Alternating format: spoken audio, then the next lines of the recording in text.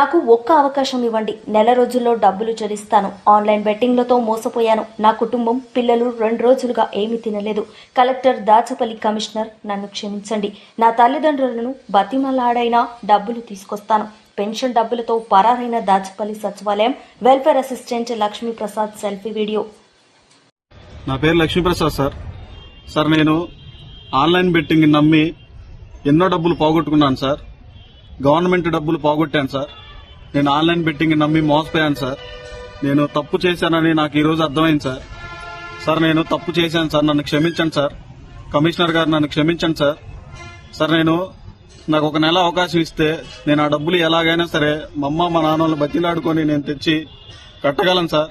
నాకు ఒక అవకాశం ఇవ్వండి సార్. ఈ రోజు నేను చేసిన తప్పు వల్ల నా భార్య, పిల్లలు మేమంతా రోడ్డు మీద పడి ఉన్నాం సార్. పిల్లలు 2 రోజుల నుంచి ఏం తినలేదు సార్.